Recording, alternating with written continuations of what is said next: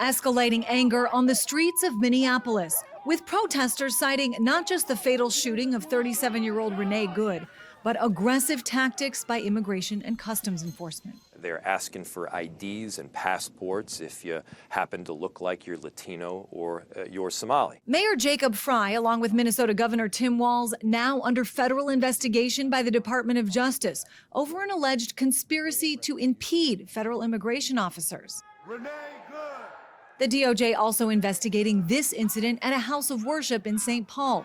Protesters said to be following online claims the church's pastor works for ICE, as critics condemn the action. These are the people who will say they have a First Amendment right to speak, but they just trampled on the First Amendment right of that church to be able to worship. The Department of Homeland Security defending its tactics, sharing photos of undocumented criminal migrants who have been arrested.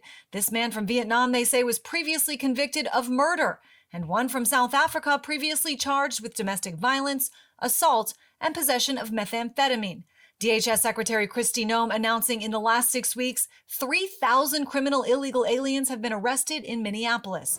Meanwhile, President Trump has put 1,500 active duty military troops on notice for a possible deployment to Minnesota, threatening to use the Insurrection Act. He thinks the military is his tool, his toy that he could just use at any time. And he wants nothing more to be able to use them and deploy them to these blue cities to intimidate. Minnesota is also front and center in Washington on Capitol Hill, with a hearing scheduled for Wednesday digging into fraud allegations. And Congressman Tom Emmer just introduced a bill that would strip citizenship from naturalized Americans convicted of fraud, terrorism ties, or aggravated felonies. President Trump singling out Governor Tim Walz and Minnesota Congresswoman Ilhan Omar in a post online, writing they don't mind the protest because it, quote, keeps the focus of attention off the $18 billion plus fraud that has taken place in the state.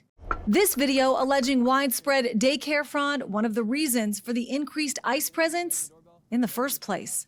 I'm Christine Frizzell reporting.